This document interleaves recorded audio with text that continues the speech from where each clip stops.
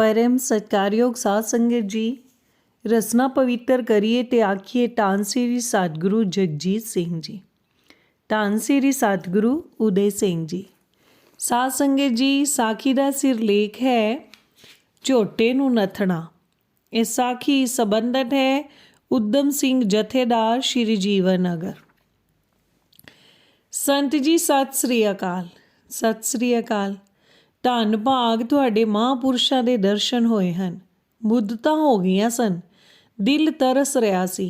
वाह, तुसी भी धनता दे योग हो जिन्हां ते इन्नी किरपा है। धनता दे योग तां ओह साधु प्रताप सिंह जी हन जिन्हां तुहाडे वाली दस्तार दे समझण दी बुद्ध पाई। तुहाडी इस दस्तार ते जल वाली वलटोही ने मन नूं धू पा दित्ती। हथ चरना वाल वधे। कि शुक्र है कि देश की राजधानी दी इस सुंदर नगर दी नुक्कर विच गुर भाई दे दर्शन हो गए हैं। सिख दे दर्शन, सतगुर दे दर्शन। कुर्बान जावां साधु प्रताप सिंह जी जिन्हां ने तुहानूं इन्नी लखता करा दित्ती। मैं तुहाडी नुकीली पग बन्नी पैरां नूं हथ लांदिया वेख हैरानी दे सागर विच गोते खाण लग पिया सां कि ਇਹ अणपछाणे कित्थों आ गए। पर तुहाडे शहद वर्गे बोलां ने मैनूं कील लिया है। कीलना की? तुहाडी बोलणी विच कोई जादू है जिसने मैनूं अगे पैर नहीं पुट्टण दिता ते मेरा सिर तुहाडे कदमां दे झुकण वास्ते आपे तो बाहर हो गया। मन विच उछाल आया कि मुबारक हन ਇਹ लोग ਜਿਹੜੇ गुरु की मर्यादा अनुसार इस फैशन गरसे पच्छम दे वहण विच रुड़े जा रहे समय विच भी चल के प्रसन्न हुंदे हन। ਇਹ शब्द सुन जथेदार नूं जल लियाउणा तां भुल गया ते जोगिंदर सिंह दे शब्दां ते इतना मोहित होया कि मुबारक कोटले दे बाजार विच खड़े खलोतियां ही वार्तालाप शुरू कर दित्ती ते पुछया, सरदार जी तुहानूं साधु प्रताप सिंह जी दे कद कु दर्शन होए सन अते उन्हां किवें बख्शिश कीती? बख्शिश? बख्शिशां दा कोई पारावार नहीं। मैं मनमत दा मारिया अन्ना होया फिरदा सां। जे ओह मेहर दी नज़र ना करदे तां मैं पशु सां, पशु, सगों पशुआं तो भी उपर। संत जी, ਜਦੋਂ ਮੈਨੂੰ ਵੇਲਾ याद ਆਉਂਦਾ ਹੈ ਤਾਂ ਕਲੇਜਾ ਮੂੰਹ ਨੂੰ ਆਉਂਦਾ ਹੈ। ਕਿੱਡਾ ਵੱਡਾ ਅੜਬ, ਉਜੜ ਤੇ ਬਦਮਸਤ ਸਾਂ ਮੈਂ। ਸਾਧਾ ਸੰਤਾਂ ਨੂੰ ਵਿਹੱਲੜ ਤੇ ਬਗਲੇ ਭਗਤ ਤੇ ਨੀਰੇ ਕੜਾਹ ਖਾਣੇ ਸਮਝਦਾ ਸਾਂ। ਪਰ ਸਾਧੂ ਪ੍ਰਤਾਪ ਸਿੰਘ ਜੀ ਐਸਾ ਕੁੰਡਾ ਪਾਇਆ ਕਿ ਹੁਣ ਸਿੱਖ ਦੇ ਦਰਸ਼ਨ ਬਿਨਾਂ ਚੈਨ ਨਹੀਂ ਆਉਂਦਾ। ਮਨ ਤੜਪਦਾ ਰਹਿੰਦਾ ਏ ਕਿ ਕਦ ਦਰਸ਼ਨ ਕਰਾਂ। भाई साहब तुहाडे ते कद तो किरपा हुई है? पूरी तरीक तो याद नहीं, हाँ कोई 1956-57 की गल होवेगी। उदों मैं नंगल फर्टिलाइज़र विच काम करदा सा। महीने दी बद्धी तनख्वाह आउंदी सी। बस चंगा खाना ते मंदा बोलना इहो ही काम सी। फिर की? इस एक वेर साधु प्रताप सिंह जी नंगल चरण पाए। ਸਿੰਘਾਂ ਨੂੰ ਚਾਹ ਚੜ ਗਿਆ। ਕੱਪੜਿਆਂ ਵਿੱਚ ਫੁੱਲੇ ਨਾ ਸਮਾਉਣ। ਪ੍ਰਬੰਧਕਾ ਚੰਗਾ ਪੰਡਾਲ ਸਜਾਇਆ। ਲਾਊਡ ਸਪੀਕਰ ਦੀ ਆਵਾਜ਼ ਰਾਹ ਜਾਂਦਿਆਂ ਨੂੰ ਖਿੱਚਦੀ ਸੀ। ਮੈਂ ਵੀ ਦਰਬਾਰ ਵੱਲ ਗਿਆ। ਨਮਸਕਾਰ ਨਾ ਵਾਹਿਗੁਰੂ ਦੀ ਫਤਿਹ। ਪਰ ਮੈਂ ਉਦੋਂ ਉਹਨਾਂ ਨੂੰ ਸਤਿਗੁਰੂ ਥੋੜ੍ਹਾ ਜਾਣਦਾ ਸਾਂ।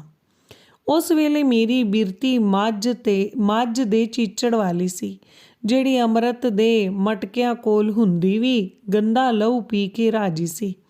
ਉਦੋਂ ਮੇਰੀਆਂ ਅੱਖਾਂ ਉੱਲੂ ਦੀਆਂ ਸਨ। ਸੂਰਜ ਚੜ੍ਹੇ ਵੀ ਹਨੇਰਾ ਵਿਖਾਈ ਦਿੰਦਾ ਸੀ। ਦੀਵਾਨ ਲੱਗਾ ਹੋਇਆ ਖੰਡ ਬ੍ਰਹਮੰਡ ਦੇ ਮਾਲਕ ਬੈਠੇ ਅੰਮ੍ਰਿਤ ਦਰਸ਼ਨਾਂ ਨਾਲ ਮੁਰਦਿਆਂ ਅੰਦਰ ਜੀਵਨ ਸੰਚਾਰ ਕਰ ਰਹੇ ਸਨ। ਕੀਰਤਨ ਹੋ ਰਿਹਾ ਹੈ। ਰੰਗ ਬਣਿਆ ਹੋਇਆ ਸੀ। ਹੰਸਾਂ ਦੀ ਸੰਗਤ ਮੋਤੀ ਚੋਗ ਚੁਗ ਰਹੀ ਸੀ। ਪਰ ਮੈਂ ਸਮਝਾਂ ਇਹ ਬਗਲੇ ਹਨ। ਡੱਡੀਆਂ ਦੀ ਤਾੜ ਵਿੱਚ ਬੈਠੇ ਹਨ। ਚੌਰ ਹੋ ਰਿਹਾ ਹੈ। ਏਜੰਟ ਪੈਸੇ ਇਕੱਠੇ ਕਰਕੇ ਖੇਸ ਹੇਠਾਂ ਦਬਾਈ ਜਾਂਦੇ ਹਨ। ਇਹ ਸਾਰਾ ਮਾਇਆ ਦਾ ਜਾਲ ਏ, ਪੈਸੇ ਬਟੋਰਨ ਦਾ ਧੰਦਾ। ਉਸ ਵੇਲੇ ਮੇਰੇ ਵਾਸਤੇ ਇਹ ਪਿੱਤਲ ਦੀ ਲੰਕਾ ਸੀ। ਸਾਹਮਣੇ ਖਲੋ ਲੱਗਾ ਬਕੜਵਾਦ ਕਰਨ। ਜੋ ਊਲ ਜਲੂਲ ਆਇਆ ਬਕੀ ਗਿਆ। ਪਰ ਵਾਹ ਸਾਧੂ ਪ੍ਰਤਾਪ ਸਿੰਘ ਜੀ, ਤੈਥੋਂ ਵਾਰੇ, ਤੈਥੋਂ ਸਦਕੜੇ, ਤੈਨੂੰ ਕਰੋੜਾਂ ਵੇਰਾ ਪ੍ਰਣਾਮ। ਤੂੰ ਧੰਨ ਧੰਨ ਧੰਨ, ਤੇਰਾ ਬੜਾ ਜਿਗਰਾ ਵੇਖਿਆ। ਤੂੰ ਨੀਰਾ ਹਲੀਮੀ ਦਾ ਪੁਤਲਾ, ਤੂੰ ਮਿਠਾਸ ਦਾ ਸਾਗਰ, ਤੂੰ ਅੰਮ੍ਰਿਤ ਦਾ ਸੋਮਾ। ਤੂੰ ਮੈਨੂੰ ਮੂਰਖਤਾ ਦੇ ਟੋਏ ਵਿੱਚੋਂ ਕੱਢਿਆ, ਮੇਰੀ ਰਾਕਸ਼ ਬੁੱਧੀ ਨੂੰ ਦੇਵ ਬੁੱਧੀ ਵਿੱਚ ਬਦਲਿਆ। ਕੁਝ ਸਿੰਘ ਮੇਰੇ ਦੂਰ ਵਿਹਾਰ ਤੇ ਕਚੀਚੀਆਂ ਵੱਟ ਰਹੇ ਸਨ, ਪਰ ਤੂੰ ਉਹਨਾਂ ਨੂੰ ਸ਼ਾਂਤ ਰੱਖਿਆ। ਜਦ ਕਾਫੀ ਸਮਾਂ ਬਕਦਿਆਂ ਬੀਤਿਆ ਤੇ ਕੋਈ ਹਿਲਜੁਲ ਨਾ ਹੋਈ ਤਾਂ ਸਤਿਗੁਰਾਂ ਨੂੰ ਚਿੜਾਉਣ ਲਈ ਬਿਲਕੁਲ ਸਾਹਮਣੇ ਮੈਂ ਜਾ ਖਲੋਤਾ।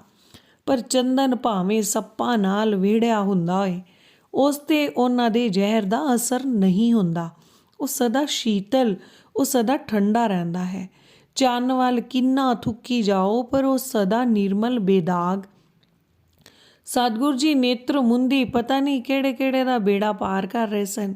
ਮੇਰੇ ਸਾਹਮਣੇ ਜਾਣ ਦੀ ਦੇਰ ਸੀ ਕਿ ਗਰੀਬ ਨਿਵਾਜ ਜੀ ਨੇ ਨੇਤਰ ਖੋਲ੍ਹੇ।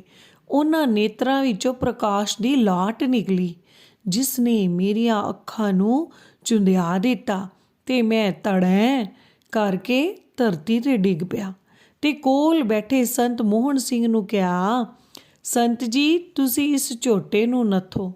ਸੰਤ ਉੱਠੇ, ਉਹਨਾਂ ਮੇਰੇ ਕੰਨ ਵਿੱਚ ਭਜਨ ਦੱਸ ਦਿੱਤਾ। ਭਜਨ ਮਿਲਣ ਦੀ ਦੇਰ ਸੀ, ਫੇਰ ਪਤਾ ਨਹੀਂ ਲੱਗਾ ਦੀਵਾਨ ਕਿਸ ਵੇਲੇ ਸਮਾਪਤ ਹੋਇਆ।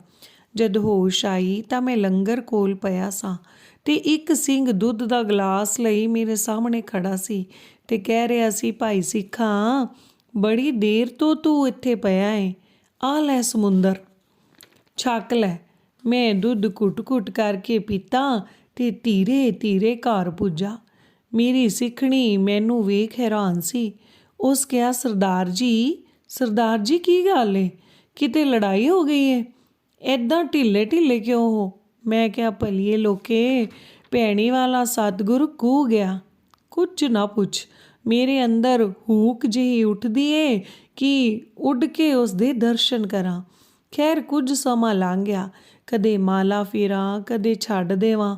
ਇਤਨੇ ਸਮੇਂ ਵਿੱਚ ਸਤਿਗੁਰੂ ਪ੍ਰਤਾਪ ਸਿੰਘ ਜੀ ਜੋਤੀ ਜੋਤ ਸਮਾ ਗਏ ਤੇ ਸਤਿਗੁਰੂ ਜਗਜੀਤ ਸਿੰਘ ਜੀ ਗੁਰੂ ਨਾਨਕ ਦੇਵ ਜੀ ਦੀ ਗੱਦੀ 'ਤੇ ਮਾਲਕ ਬਣੇ। ਇਸ ਪਰੰਪਰਾ ਬਾਰੇ ਸ਼੍ਰੀ ਗੁਰੂ ਅਮਰਦਾਸ ਜੀ ਨੇ ਬੜਾ ਸੋਹਣਾ ਫਰਮਾਇਆ ਹੈ, ਨਾਨਕ ਗੁਰ ਤੇ ਗੁਰ ਹੋਆ, ਵੇਖੋ ਤਿਸ ਕੀ ਰਜਾਏ, ਇਹ ਕਾਰਨ ਕਰਤਾ ਕਰੇ, ਜੋਤੀ ਜੋਤ ਸਮਾਏ। ਪਰ ਮੇਰੀ ਬੁੱਧੀ 'ਤੇ ਫੇਰ ਪਰਦਾ ਪੈ ਗਿਆ। ਮੈਂ ਆਖਾਂ ਸਤਿਗੁਰੂ ਤਾਂ ਸਤਿਗੁਰੂ ਪ੍ਰਤਾਪ ਸਿੰਘ ਹੀ ਸਨ। ਉੱਚਾ ਕੱਦ, ਮੋਟੇ ਨੇਤਰ, ਗਰਜਵੀ ਆਵਾਜ਼, ਪਰ ਪਿਆਰ ਦੇ ਸ਼ਹਿਦ ਨਾਲ ਲੱਬਾਲੱਬ।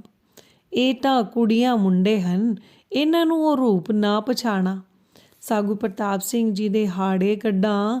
ਇੱਕ ਦਿਨ ਉਹਨਾਂ ਦੀ ਯਾਦ ਵਿੱਚ ਕੀਰਨੇ ਪਾ ਰਿਹਾ ਸਾਂ ਕਿ ਉਂਗਲਾ ਆ ਗਿਆ। ਉਹ ਉਂਗ ਵੀ ਭਾਗਾਂ ਭਰੀ ਸੀ। ਕੀ ਵੇਖਿਆ, ਸਤਿਗੁਰੂ ਪ੍ਰਤਾਪ ਸਿੰਘ ਜੀ ਸ਼੍ਰੀ ਭੈਣੀ ਸਾਹਿਬ ਕੋਠੀ ਵਾਲੇ ਖੂਹ 'ਤੇ ਆਪ ਜਲ ਕੱਢ ਕੇ ਇਸ਼ਨਾਨ ਕਰ ਰਹੇ ਹਨ। ਮੈਂ ਚਰਨ ਕਮਲਾਂ 'ਤੇ ਨਮਸਕਾਰ ਕੀਤੀ। ਉਹਨਾਂ ਬਚਨ ਕੀਤਾ, ਕੀ ਚਾਹੀਦਾ ਏ ਜੀ? ਸੱਚੇ ਪਾਤਸ਼ਾਹ, ਉਹ ਦਰਸ਼ਨ ਤਾਂ ਹੋ ਗਏ, ਜਾਓ ਜੀ, ਐਵੇਂ ਨਹੀਂ, ਘਰ ਚਰਨ ਪਾਓ।